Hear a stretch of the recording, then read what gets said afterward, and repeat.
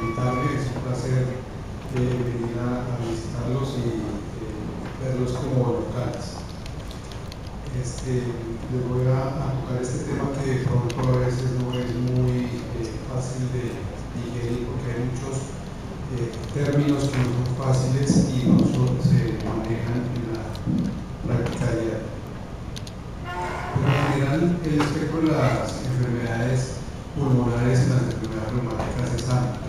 Como ustedes ven aquí en esta lista, las afectaciones pueden ser desde las vías aéreas superiores hasta el parénquima, los músculos y inclusive los vasos arteriales. Pueden haber, por ejemplo, afectaciones de la artritis en la laringe, debilidad muscular que puede producir falla ventilatoria, una enfermedad pulmonar intersticial, que este tema ha estado muy de moda y últimamente se está tocando porque tiene que ver mucho con las enfermedades reumáticas y tiene que ver con su pronóstico.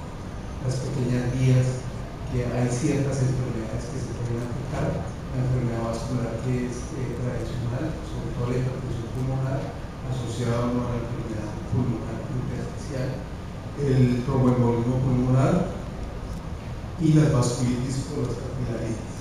Y la enfermedad pleural, que hay enfermedades típicas que la producen. Y últimamente se ha visto la enfermedad pulmonar obstructiva, así como los nódulos parenquimatosos.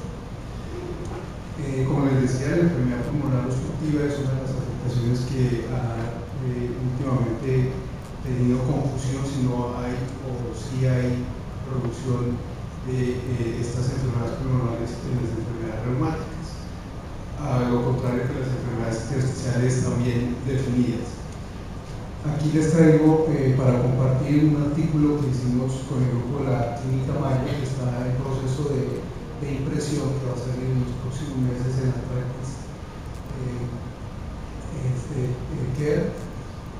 en donde estudiamos una incidencia de homomortalidad en pacientes con artritis reumatoide por enfermedad obstructiva, y se demostró que la enfermedad está presente en los pacientes con artritis reumatoide y que aumentan la mortalidad de estos pacientes, y se propone en este artículo que se debe diseñar una estrategia terapéutica para poder mejorar la sobrevida de estos pacientes.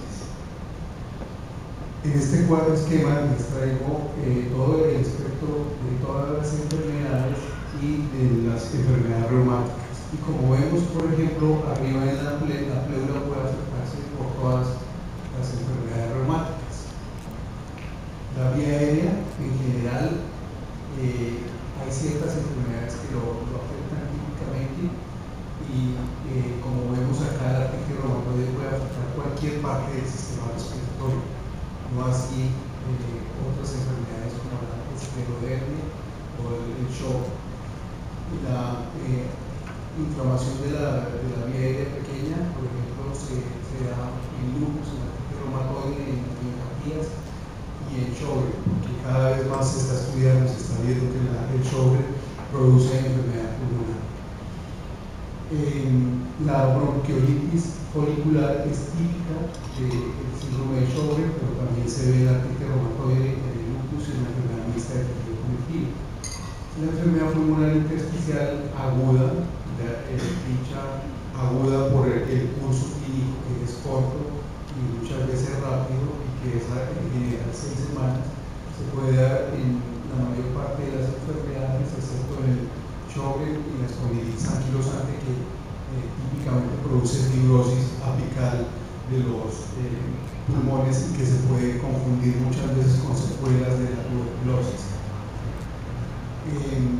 La fibrosis es la enfermedad intersticial crónica, dado, como les digo, por el curso más prolongado, más de 6 semanas hasta 3 meses, y puede afectar cualquier enfermedad pulmonar, es decir, cualquier enfermedad reumática la puede afectar.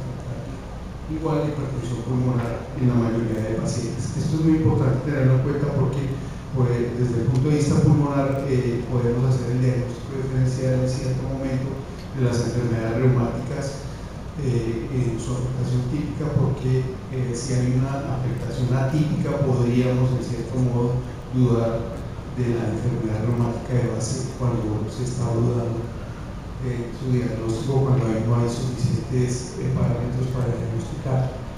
Esta curva de Kaplan-Meier nos muestra la sobrevida de la enfermedad pulmonar intersticial asociada a las enfermedades reumáticas comparada con la enfermedad intersticial idiopática, es decir, la que no tiene causa.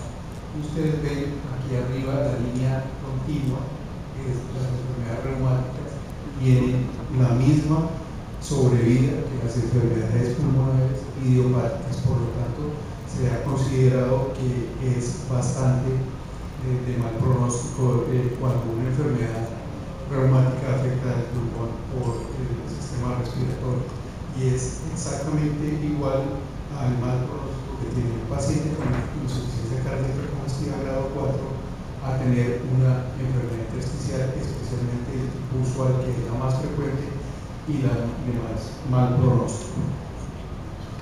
Entonces veamos en cada enfermedad algunas características similares. En la artritis reumatoide se puede dar, como ya vimos, cualquier manifestación pleuropulmonar. Muchas veces no hay relación con los síntomas, y hay muchos estudios en donde se ha visto que la prevalencia de enfermedades pulmonares es mucho mayor que lo que se informa en los estudios, porque justamente no hay relación con los síntomas respiratorios y muchos pacientes son asintomáticos. Por lo tanto, esto hay que tenerlo en cuenta para eventualmente hacer el tratamiento. La neumonía intersticial más frecuente en la artritis reumatoide es la usual, que es la neumonía intersticial más frecuente, como les comento, y la de peor pronóstico. Los síntomas articulares o extraarticulares se pueden manifestar posteriormente. Este es un concepto importante que hay que tener en las enfermedades reumáticas, porque antes se pensaba que no podría haber una enfermedad pulmonar primero y después desarrollarse, por ejemplo, la artritis reumatoide, y aproximadamente una tercera parte de los pacientes desarrollan una enfermedad pulmonar en la artritis reumatoide. Es decir, es típico que veamos un paciente con enfermedad intersticial, lo ve el neumólogo y muchas veces nos lo remite al reumatólogo, o ustedes se pueden enfrentar con esto. Esta enfermedad intersticial es idiopática, es decir, sin causa desencadenante, o es causada por una enfermedad reumática. Y una tercera parte puede ser el inicio de la enfermedad pulmonar que se vea. Entonces puede durar hasta 5 años para que la enfermedad reumática, en especial la artritis reumatoide, se desarrolle después de la enfermedad pulmonar intersticial. En cuanto a los laboratorios, el factor reumatoide es mucho más importante que las anticitrulinas o el anticuerpos antipéptidos citrulinado. Se ha demostrado también una enfermedad intersticial rápidamente progresiva en la artritis, y la bronquiolitis es especialmente importante en esta enfermedad. En general, el tratamiento es corticoides y inmunosupresores. Hay que tratarlo con corticoides en la fase aguda, y con inmunosupresores se ha escrito utilizar ciclofosfamida y micofenolato, especialmente para la alteración usual, la neumonía intersticial usual, y la cetopina para las otras neumonías intersticiales diferentes a la usual, que son las restantes. En general no hay ningún acuerdo del cual usar, pero la experiencia que yo tengo en usar en tratar pacientes, la ciclofosfamida es la que mejores resultados da. Como ustedes se dan cuenta, este tratamiento de medicamentos es diferente a la de la enfermedad de base, por lo tanto es muy importante tener en cuenta el tratamiento pulmonar. Aquí vemos una tomografía de alta resolución, el corte transversal de la base del pulmón derecho, donde se ve las flechas con cabeza con un patrón reticular. Estas flechas que muestran las características del envejecimiento intersticial usual, que es el panal de abejas y que de hecho esto da el mal pronóstico y la diferenciación con otras neumonías intersticiales, y las flechas delgadas, las bronquiectasias que se observan en esta neumonía intersticial. Estas curvas de mortalidad también observamos que últimamente se está estudiando mucho cuál es la mortalidad de pacientes con artritis reumatoide, o sea, enfermedades pulmonares y la intersticial en especial. También les comparto este artículo que publicamos en el 2010 con la clínica Mayo, en donde hicimos un estudio de población que se hicieron 604 pacientes desde 1900, y se vio que la mortalidad de los pacientes con artritis reumatoide que tienen enfermedad pulmonar intersticial es mayor que los pacientes que tienen artritis reumatoide sin enfermedad pulmonar intersticial. ¿Cuáles son las manifestaciones pleuropulmonares en el lupus? Muchas manifestaciones. La pleuritis lúpica es la característica del lupus asociado a una enfermedad. Es una característica del diagnóstico de la enfermedad. La neumonitis lúpica también, que es muy común y muy descrita en el lupus. El pulmón encogido, las infecciones que en el lupus es de especial importancia porque es uno de los diagnósticos diferenciales cuando se está haciendo el trabajo diagnóstico de esta enfermedad, especialmente la intersticial. La hemorragia alveolar, que puede ser fatal, tromboembolismo pulmonar, que puede producir hipertensión pulmonar arterial, y es raro que se produzca alteración de la vía aérea pequeña en el lupus. Eso es una cosa clave para tener en cuenta para el diagnóstico. Es raro ver bronquiolitis, por ejemplo. Hablemos de la hemorragia alveolar brevemente. La hemorragia alveolar se caracteriza por la triada de anemia, infiltrado y hemoptisis, especialmente infiltrados nuevos, y muchas veces la hemoptisis no se puede ver al inicio. Se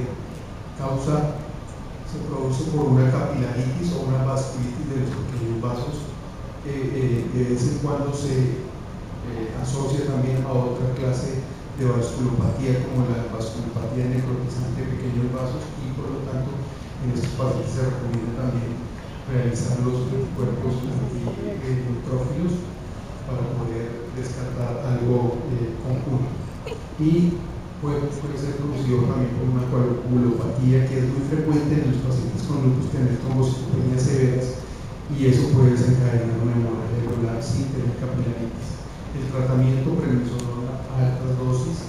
Altas dosis es muy importante tener en cuenta que ya las altas dosis de la metilprednisolona no se usan como antes, que se usaba 1 gramo o más diario por 3 días. Ahora tratamos de usar metilprednisolona 500 miligramos en adultos, por ejemplo, al día por 3 días, y vemos los mismos resultados con muchos menores efectos secundarios. Y luego seguir prednisona oral. Se ha usado la plasmaféresis y la ciclofosfamida, especialmente cuando hay infecciones severas, y la ciclofosfamida pues está contraindicada, y también cuando hay neutropenia severa.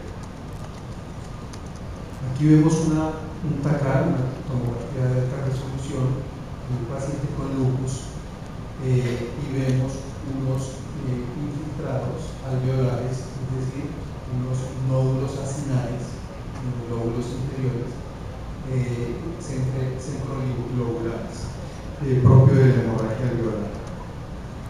Síndrome de pulmón encogido.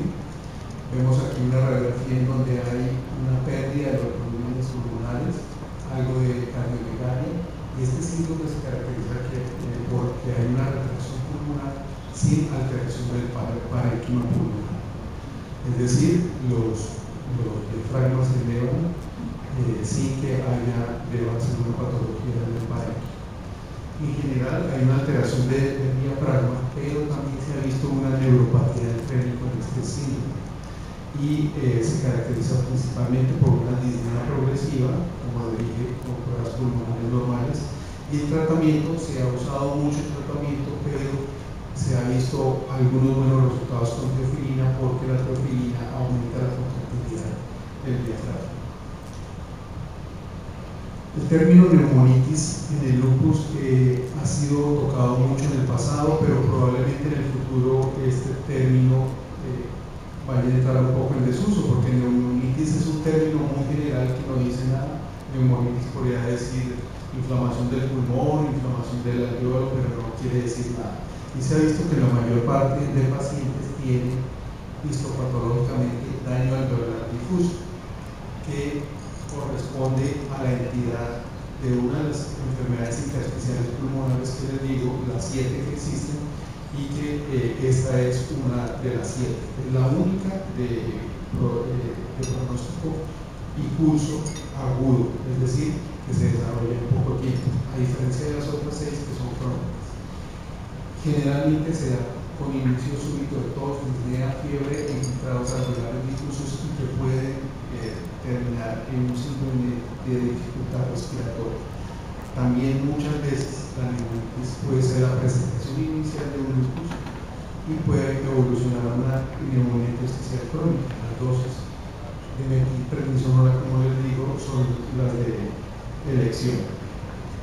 La neumonía intersticial crónica es el lupus y la neumonía intersticial específica, raramente es la usual y puede progresar a una enfermedad igualmente terminal. El tratamiento se puede hacer con corticoides, azatioprina y ciclofosfamida. En esta enfermedad, a diferencia de la artritis, se recomienda azatioprina, que tiene buenos resultados, probablemente porque la más frecuente neumonía intersticial, como ven aquí en esta tomografía, de la neumonía no específica, que tiene mejor pronóstico que la usual.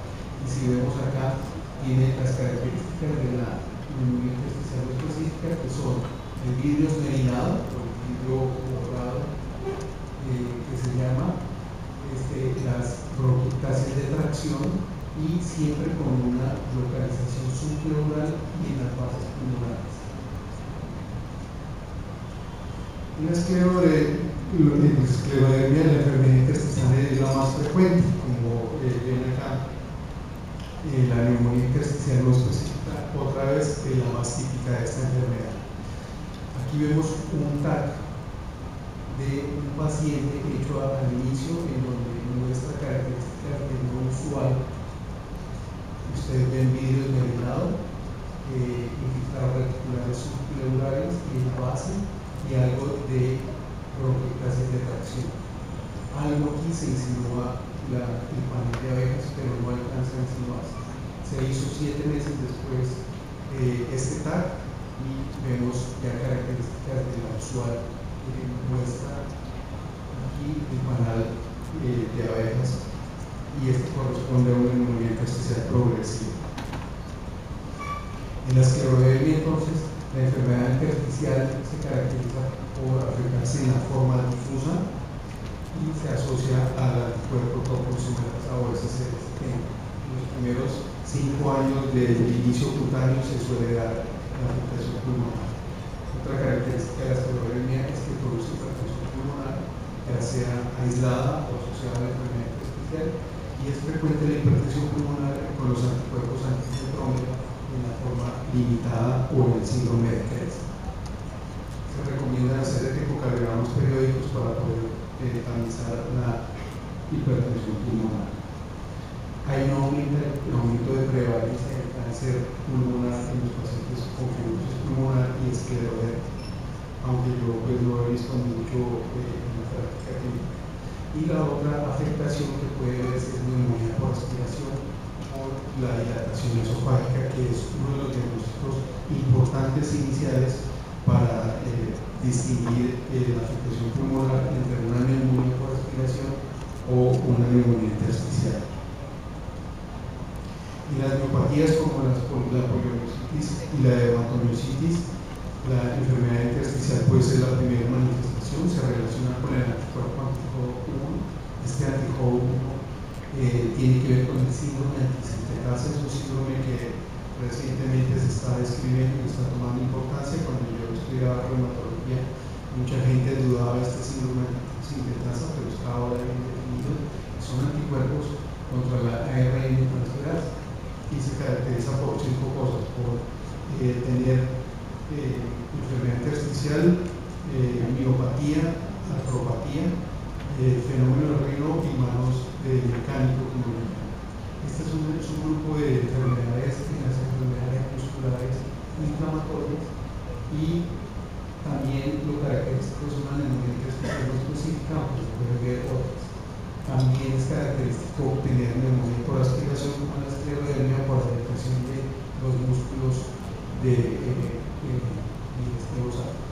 El tratamiento corticoides, ciclopinas, ciclofosfamida, y pongo el interrogante methotrexate porque se recomienda no usar methotrexate en pacientes que tengan una enfermedad previa, porque se ha visto en muchos estudios que el factor de riesgo, uno de los factores de riesgo más importantes para desarrollar el pulmonar por methotrexate es tener una enfermedad pulmonar previa. Por lo tanto, es mejor no usarlo.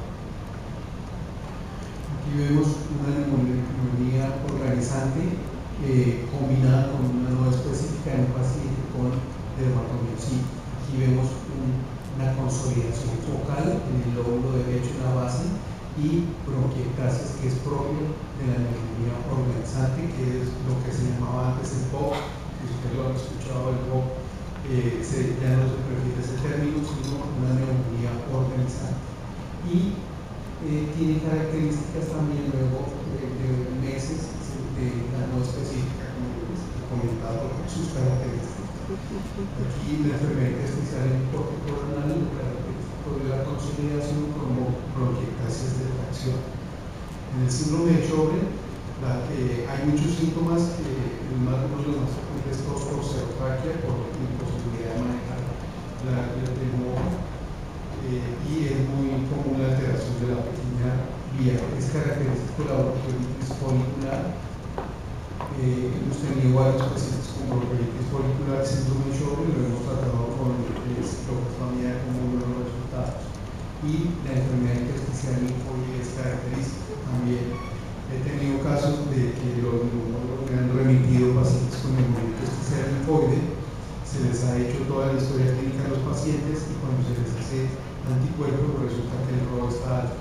Se le insiste al paciente que tiene 65 años y recordando bien dice sí, tal vez se me seca mucho la boca. Se le hace una biopsia de glándulas salivares y se confirma un síndrome de Sjögren. Los ancianos, especialmente, ellos subestiman el síndrome seco porque tienen muchas causas para eso.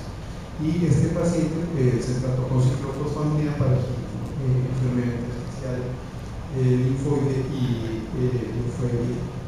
Aquí vemos un TAC de un paciente con Sjögren en donde se ve unos quistes peribronquiales que son característicos de la enfermedad.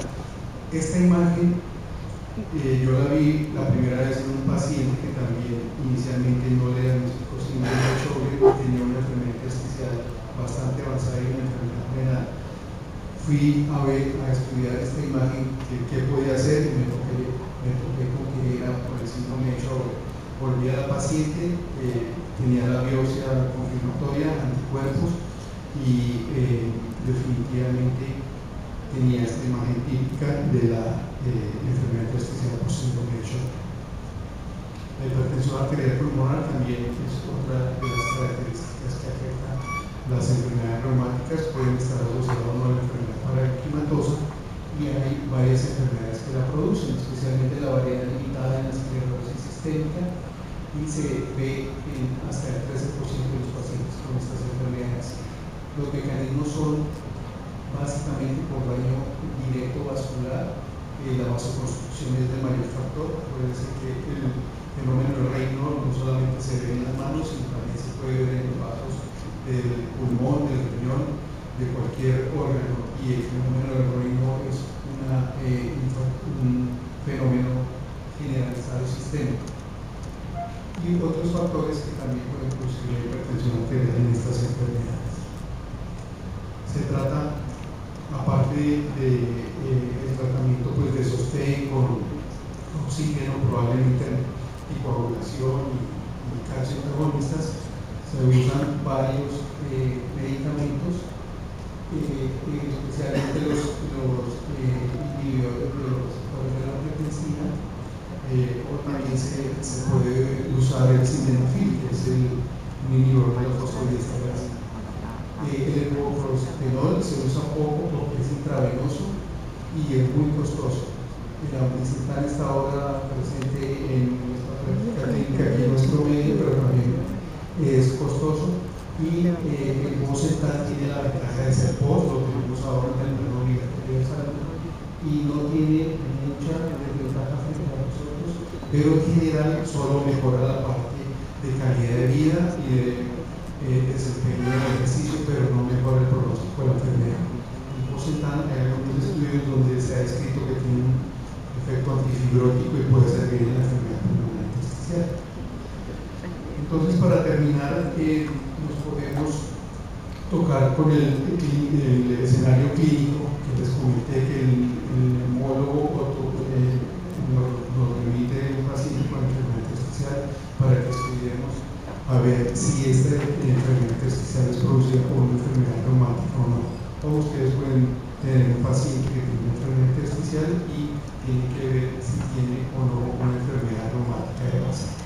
En general hay que hacer una historia clínica y un examen físico, que pues en general hay que conocer estas características, un fenómeno reino puede estar asociado a una enfermedad reumática, los síntomas secos, una disfagia, que el 20% de pacientes de personas normales tienen un reflujo gastroesofágico, mialgias de vía muscular, una neuritis, que pueden alertar a una asociación con una enfermedad reumática, o antecedentes familiares de enfermedad intersticial o de una enfermedad de tejido conectivo reumática que nos pueda alertar sobre la predisposición a estas enfermedades. Alteraciones de la piel que nos pueden ayudar y alteraciones en los ojos, inflamaciones y úlceras que nos pueden alertar. El hipocaratismo lo podemos ver en la fibrosis pulmonar idiopática, que es la neumonía intersticial idiopática usual, que es la neumonía intersticial más común que les estoy diciendo. Y esta es la enfermedad idiopática sin asociarse a ninguna otra causa. Se puede ver el hipocatismo y también en esta enfermedad se pueden dar artralgias. Entonces eso nos lleva a veces a confundirnos un poco más en el estudio de si está o no asociado a la enfermedad del tejido conectivo. El laboratorio general, entonces, en la enfermedad intersticial, el factor reumatoideo positivo se da en la primaria en las enfermedades reumáticas. En general es mucho más alto en las enfermedades reumáticas que en la enfermedad pulmonar idiopática, y pueden también verse valores altos de factor reumatoide en neumonitis por hipersensibilidad, es decir, una neumonitis producida por exposición a algunas aves. Las anticitrulinas, se han estudiado pacientes con enfermedad intersticial que tienen anticitrulinas positivas y solo aproximadamente una tercera parte de los que tienen anticitrulinas y enfermedad pulmonar desarrollan con el tiempo un tifo reumatoide. Así de que no es de mucha ayuda. Y su valor no tiene un pronóstico pulmonar. En general, las anticitrulinas, entre más altas, peor pronóstico para el paciente. Pero desde el punto de vista pulmonar, la elevación de las citrulinas parece que no tiene un valor pronóstico. Y se ve más reforzado cuando tenemos el factor reumatoide y los anticitrulinas positivas. Tenemos más probabilidad de que el paciente vaya a desarrollar artritis reumatoide en el futuro y que tengamos que tratar esa enfermedad intersticial como un mal llamado como un reumatoideo que antes se llamaba. Otras, laboratorio de la colasa y la CPK, que frecuentemente son sistemadas especialmente en aquellos pacientes que llegan a urgencias o cuidado intensivo y que por su estado no pueden moverse, no podemos investigar la fuerza muscular. Y los sanas son inespecíficos. Puede ser positivo en la neumonía intersticial usual idiopática, y en general también son los niveles son levemente altos en la parte idiopática y son más altos en las enfermedades asociadas a enfermedades tejido-conectivos. También es importante realizar los exámenes pulmonares, la radiografía de tórax, espirometría y la difusión de monóxido de carbono son exámenes que son muy sensibles y poco específicos, es decir, nos ayudan a detectar si hay una enfermedad intersticial, pero no nos dicen qué tipo ni cuál puede ser la causa. Para eso debemos apelar a la TACAR, a la broncoscopia y a veces a la biopsia pulmonar. La espirometría nos ayuda a determinar si hay un patrón restrictivo o obstructivo y así dirigir un poco el diagnóstico pulmonar. Si es obstructivo, puede ser una alteración de pequeña vía o puede ser, como ya les demostré, una enfermedad pulmonar obstructiva. Y la broncoscopia nos puede ayudar a descartar infecciones, cáncer u otras causas de enfermedad intersticial. Entonces, para concluir y a modo de resumen, para hacer un diagnóstico de la enfermedad reumática y que tenga enfermedad pleuropulmonar, se requiere descartar infección, cáncer y factores exposicionales, especialmente el cigarrillo y algunos medicamentos. Tener en cuenta la neumonía por aspiración, especialmente en pacientes con esclerodermia, por alteración esofágica y los pacientes con miopatías. Los medicamentos, como les comenté, el examen físico y el laboratorio, hay que hacerle una gama alta de laboratorios, pero especialmente las anticitrulinas, el factor reumatoide, el anti-Ho1 y los son de ayuda. Como les dije, estos dos dan mejores resultados que por separado. Y el anti-Ho1 es también especialmente útil porque si yo tengo una paciente con enfermedad intersticial y le hago anti-Ho1 y no tiene enfermedad reumática, la probabilidad que vaya a desarrollar en los próximos años dermatomiositis o poliomiositis es altísima. Nos va a ayudar para poder tratarlo de ese modo. También determinar el tipo de alteración pulmonar de cada enfermedad reumática, como les dije, nos ayuda a diferenciar la enfermedad reumática de base. Y recordar que la manifestación pulmonar puede presentarse primero en muchos casos y que hay que tener en cuenta esta característica para poder tratar a estos pacientes. Tratar la enfermedad pulmonar independiente, les hago énfasis porque, como ustedes acaban de ver el tratamiento, nada tiene que ver con las enfermedades reumáticas, son medicamentos totalmente diferentes. Y hay la tendencia general en este momento de que estas enfermedades son la tierra de nada. El neumólogo generalmente remite al reumatólogo para que trate la enfermedad pulmonar. Y el reumatólogo dice, pero es que esto es una cosa del neumólogo, entonces hay una tierra de nadie. Y en general los médicos se atreven muy poco a tratar estas enfermedades con inmunosupresores especialmente. Hay que tratarlas independientemente porque mejora el pronóstico de los pacientes que tengan la enfermedad reumática y por lo tanto es parte de su tratamiento.